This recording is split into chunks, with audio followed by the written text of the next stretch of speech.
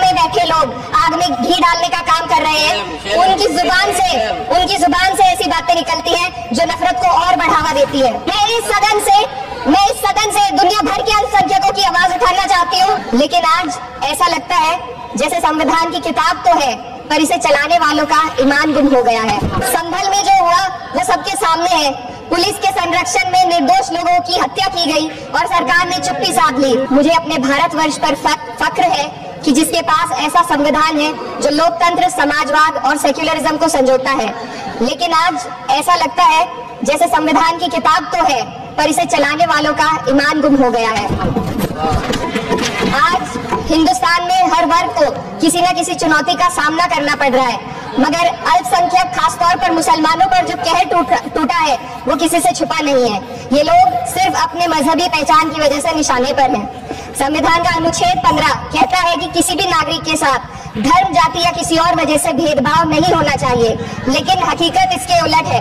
हालात इस कदर बिगड़ चुके हैं कि hate speech, mob lynching, bulldozer द्वारा घरों को गिराने की घटनाएं आम हो गई हैं, खासतौर पर उत्तर प्रदेश में, जहां ऐसा लगता है जैसे कानून के नाम पर जंगल राज चल रहा हो। संभल में जो हुआ वो सबके सामने है। पुलिस के संरक्षण में निर्दोष लोगों की हत्या की गई और सरकार ने चुप्पी साध ली। अल्पसंख्यकों पर हिंसा बढ़ती जा रही है, मगर सत्ता में बैठे लोग या तो आंखें मूंदे हुए हैं या फिर इन घटनाओं को बढ़ावा दे रहे हैं। हद तो तब हो जाती है जब न्यायपालिका की बात भी अनसुनी कर दी जाती है। सुप्रीम कोर्ट ने मॉब लिंचिंग पर 11 सूत्रीय निर्देश जारी किए थे। इसमें साफ कहा गया था कि राज्य सरकारें और पुलिस इस तरह की घटनाओं को रोकने और दोषियों पर सख्त कार्रवाई करने के लिए जिम्मेदार है, लेकिन आज भी इन निर्देशों पर अमल नहीं हो रहा है। हाल ये है कि मॉब लिंचिंग को रोकने की बजाय सत्ता में बैठे लोग आग में घी डालने का काम कर रहे हैं। उनकी जुबान से ऐसी बातें निकलती हैं जो नफरत को और बढ़ावा देती है। ये अशांति अब इतनी गहराई तक फैल चुकी है कि हमारे समाज के धर्मनिरपेक्ष चरित्र पर गंभीर सवाल उठ रहे हैं। साल की शुरुआत में ही कई राज्यों में दुकानदारों को अपने नाम बोर्ड पर लगाने के लिए मजबूर किया गया। इसे सेहत और सुरक्षा के कानूनों का हिस्सा बताया गया, मगर असल मंशा कुछ और थी। ये कदम खास तौर पर मुसलमान दुकानदारों को निशाना बनाकर उठाया गया ताकि उनकी रोजी रोटी पर चोट की जाए। पिछले हफ्ते मुरादाबाद में एक मुस्लिम डॉक्टर को हिंदू बहुल्य मोहल्ले में घर खरीदने पर विरोध झेलना पड़ा। वजह बताई गई कि इससे मोहल्ले की सामाजिक शांति बिगड़ जाएगी। अब आप ही बताइए, क्या ये वजह सही है, जायज है? असल में ये छोटी बड़ी घटना इस बात का सबूत है कि सांप्रदायिकता को बढ़ावा देने वाले बयान और नीतियां हमारे समाज को अंदर से खोखला कर रही है। उत्तर प्रदेश में यति नरसिंहन ने बेहद घटिया बयान दिया, लेकिन सरकार इन बयानों पर कोई कार्रवाई नहीं कर रही।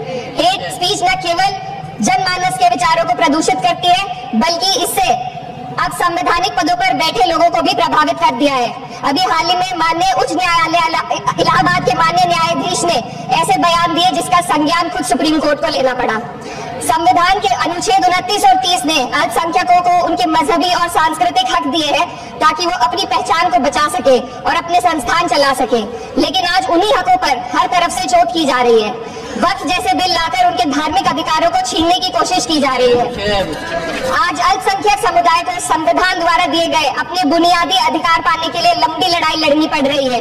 ऐसे कई मामले अदालत ने न्याय देकर संविधान की रक्षा की है, लेकिन अदालती प्रक्रिया में जो समय लगता है उसकी वजह से देश के सामाजिक ताने बाने को भारी नुकसान उठाना पड़ता है। मिसाल के तौर पर इलाहाबाद हाई कोर्ट ने 2004 के मदरसा एक्ट को रद्द कर दिया था, जिससे मदरसों के संचालन पर सवाल उठे।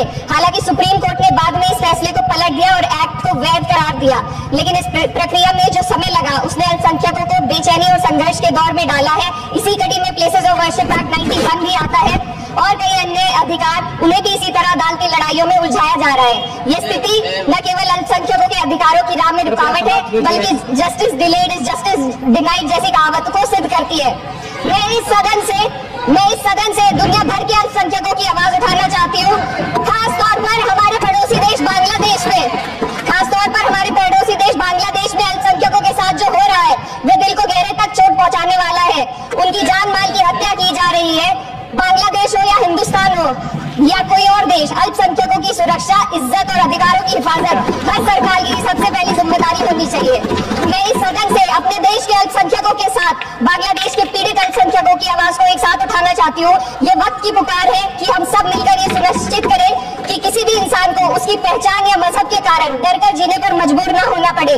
जहाँ हक छीने जाते हैं वहाँ अमन खो जाता है। ये बात हर सरकार को समझनी चाहिए। अगर हम सच में अपने संविधान का सम्मान करना चाहते हैं तो हमें नफरत और भेदभाव को खत्म करना होगा। हमें ये दिखाना होगा कि ये मुल्क हर वर्ग, हर जाति, हर धर्म और हर समुदाय का है, और जब तक ऐसा नहीं होगा तब तक संविधान की आत्मा सशक्ति रहेगी। सर, अपनी बात को खत्म करते हुए मैं एक शेर अर्ज करना चाहती हूँ। ये दाग दाग उजाला, ये शब गजीदा शहर, वो इंतजार था जिसका, ये वो शहर तो नहीं, लेकिन अगर इस सदन में बैठे हम सभी सदस्य ये ठान ले कि हमें संविधान के मूल्यों को लागू करना है और उसे लागू करने का प्रयास करें तो वह सुबह जरूर आएगी, जिसके लिए लाखों भारतवासियों ने अपने जानों की